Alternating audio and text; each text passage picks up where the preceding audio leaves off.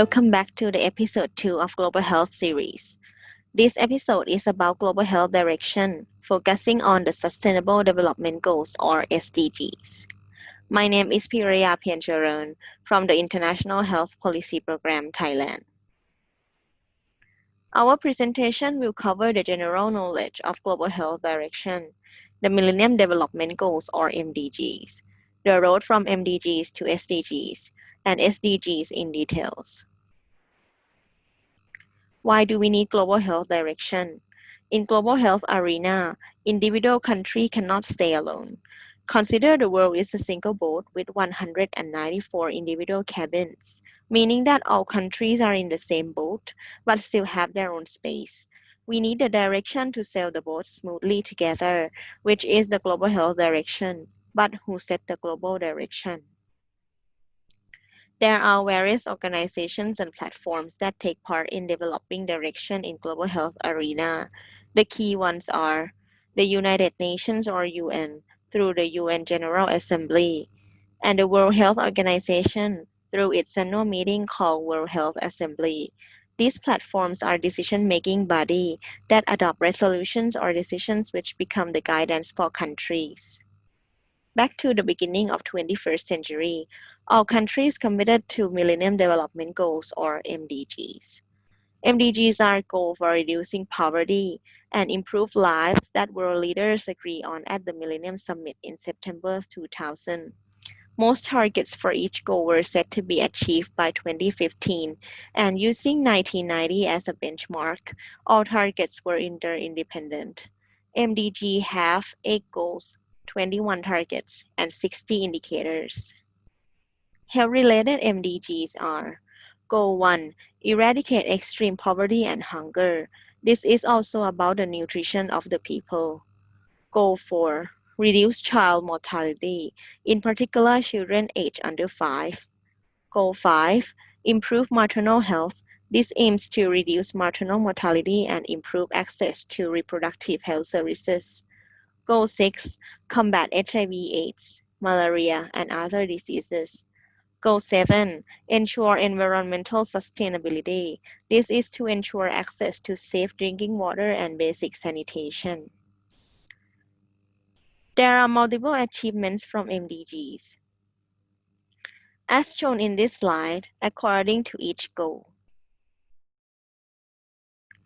Despite many progresses in each target, there were unfinished tasks that still require further actions. For example, Goal 1, Target 1.A was to halve the proportion of people whose income is less than $1.25 a day, and this target was achieved 5 years ahead.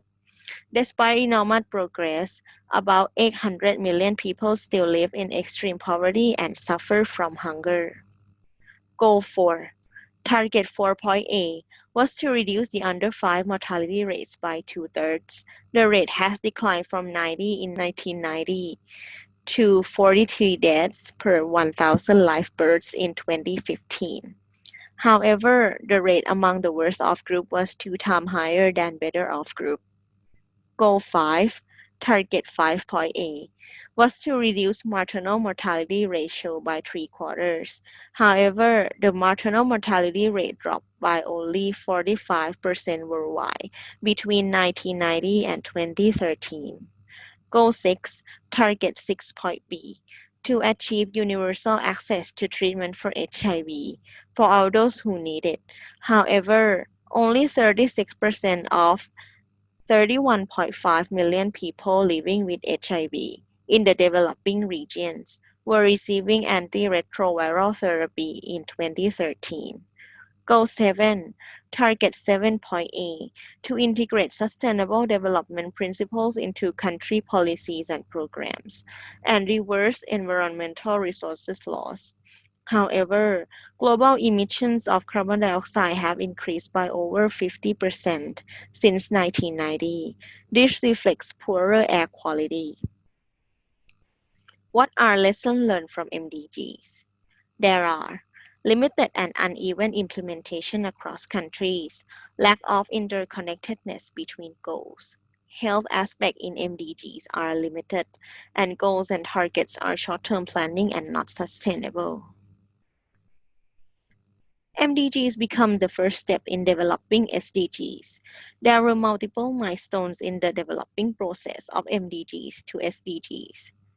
Starting in year 1992, the Earth Summit was organized in Rio de Janeiro to cooperate UN member states to work together on issues that require collaboration across countries. In March 2000, the Secretary General of UN at that time, Kofi Annan, launched the report, We the Peoples, the Role of United in the 21st Century. It became the basis drafting of Millennium Declaration. In September 2000, at the 55th UNGA, or the Millennium Summit, United Nations Millennium Declaration was adopted. Later on, four targets were added based on proposal by the Interagency Expert Group on MDG Indicators or IAEG. New targets are employment, access to reproductive health services, access to HIV treatments, and biodiversity. In 2012, at the Rio Plus 20, member states decided to develop a set of Sustainable Development Goals or SDGs, which would build upon the MDGs and converge with the post-2015 development agenda. Finally, in 2015, the SDGs was adopted. The principle of SDG is leaving no one behind. The new agenda emphasizes a holistic approach to achieve sustainable development for all by year 2030. What are the differences between SDGs and MDGs? First, the scope. SDGs are broader than MDGs by addressing the root causes of poverty and the universal need for development that works for all people. The goals cover the three dimensions of sustainable development: economic growth, social inclusion, and environmental protection. Second, universality. The new goals are universal and apply to all countries, whereas the MDGs were intended for actions in developing countries only. Third, implementation. A core feature of the SDGs is means of implementation, which include the mobilization of financial resources, capacity building, and technology, as well as data and institutions. Fourth, health-oriented. SDGs focus more on health-related issues than MDGs. The goals and targets in MDGs that focusing on health are Goal 4, 5, and 6, which focus on maternal and child health, sexual and reproductive health, and HIV and malaria only. While SDGs, though has only one goal on health, it covers health and well-being that involve various health targets, such as maternal and child health, communicable and non-communicable diseases, substance abuse, environmental health, and also universal health coverage. Finally, we have the Sustainable Development Goals as global goals. SDGs address the global challenges the world is facing, including poverty, inequality, climate change, environmental degradation, peace, and justice. The 17 goals are all interconnected. Like MDGs, SDGs contains a set of goals, targets, and indicators. SDGs has 17 goals, 169 targets, and 231 indicators. What are differences between these three levels? Goals are specific, concise, aspirational, universally applicable to all countries with actionable commitment. Targets are the goal within goals that have focusing area, measurable, evidence-based, national, time-bound, and adjustable, while indicators are disaggregated with specific numbers and relevant by income, age, race, ethnicity, migratory status, disability, and geographic location, and accordance with the principle of statistics. For example, SDG 3 as a health and well-being goal has 13 targets. One of the targets is SDG 3.1, which is by 2030 reduce the global maternal mortality ratio to less than 70 per 100,000 live births. This target has two indicators. First, maternal mortality ratio. This number depicts the risk of maternal death relative to the number of live births and essentially captures the risk of death in a single pregnancy or a single live birth. Second, is a proportion of births attended by skilled health personnel, including doctors, nurses, and midwives. Not having access to this key assistant is detrimental to women's health because it could cause the death of the woman or a long-lasting morbidity, especially in vulnerable settings. Let's focus on SDG 3. This goal contains of 13 targets and 26 indicators. The overarching target of SDG 3 is SDG 3.8, which is achieve universal health coverage, including financial risk protection, access to quality essential healthcare services, and access to safe, effective, quality, and affordable essential medicines and vaccines for all. The other 16 targets can be categorized into three groups: unfinished MDGs, new SDG targets, and means of implementation targets. First, unfinished MDGs, which consists of 3.1 on maternal mortality, 3.2 on preventable death of newborns and children under 5 years of age, 3.3 on AIDS, tuberculosis, malaria, and other communicable diseases, and 3.7 on sexual and reproductive health care services. Second, new SDG targets. 3.4 on mortality from non-communicable diseases including mental health, 3.5 on substance abuse, 3.6 on death and injuries from road traffic incidents, and 3.9 on deaths and illnesses from hazardous environment. Lastly is the means of implementation targets, which are 3.A on implementation of the WHO Framework Convention on Tobacco Control, 3.B on research and development of vaccines and medicines, 3.C on health financing and health workforce, and 3.D on early warning, risk reduction, and management of health risk.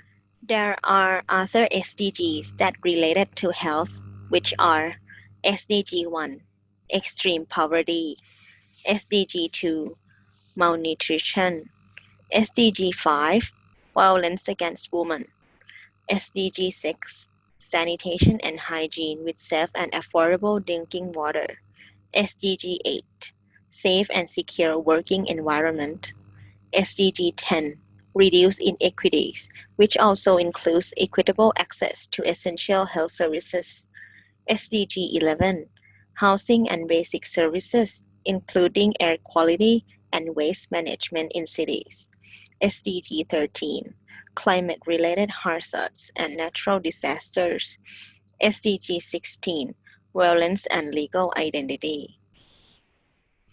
SDGs implementation has many steps from the global level of United Nations to World Health Organizations toward the WHO Regional Office, which in this slide is the WHO Southeast Asia region, and then to the country level in Thailand. WHO takes SDGs as direction in developing its General Program of Work or GPW. The current GPW is GPW 13, covering period of 2019 to 2023. It is designed to measure and improve WHO's impact on health at the country level. The GPW 13 targets and indicators are structured across the three strategic priorities, each comprising a 1 billion people goal and together coined as the triple billion goals. The triple billion goals includes 1 billion more people enjoying better health and well-being, 1 billion more people better protected from health emergencies, and 1 billion more people benefiting from universal health coverage. In summary, GPW 13 aims at healthier populations, health emergencies, and universal health coverage. In regional level, the regional director of WHO Southeast Asia Regional Office developed 8 flagship programs that sync with health-related SDGs and GPW 13. 8 flagships include maternal and child health, measles and rubella, universal health coverage, neglected tropical diseases, non-communicable diseases, antimicrobial resistance, health emergencies, and ending tuberculosis. At national level, Thailand has its own development framework that is being used to achieve the SDGs. Thailand applies the Sufficiency Economy Philosophy, or SEP, which conceived by His late Majesty King Bhumibol Adulyadej. The focus of the SEP is sustainability, and it has been adopted as the core principle of Thailand's national economic and social development plan since 2002. SEP and SDGs have been integrated in the 20-year national strategy and 12th National Economic and Social Development Plan. SDGs monitoring has many levels that need to be addressed. For national level, the UN High-Level Political Forum on Sustainable Development encouraged regular reviews from member states as a voluntary, state-led undertaking by both developed and developing countries.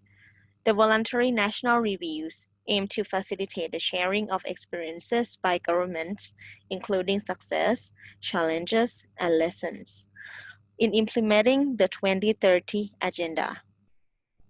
In regional monitoring, in WHO Southeast Asia region, for example, the decision from 20th Regional Committee was adopted in 2017. The decision led to 3 key actions. First, to include an annual report on monitoring progress on UHC and health-related SDGs as a substantive agenda item of the Regional Committee until 2030. This means there are regular monitoring of all 11 member states. And second, to link relevant elements of the health-related SDGs, including UHC as appropriated, to the topic selected by the host member state for discussion at the ministerial roundtable annually until 2030. This would put health-related SDGs in political spotlight. In global level, the UN Annual Sustainable Development Goals reports provide an overview of the world's implementation efforts to date, highlighting areas of progress and areas where more action needs to be taken to ensure no one is left behind. WHO also has an annual report that summarizes trends in life expectancy and causes of death and progress towards the health and health-related sustainable development goals. And this is the brief overview of Global Health Direction. You can find more in-depth information from Global Health Resource Center on our website. Please visit our website and social media. Thank you very much for your attention.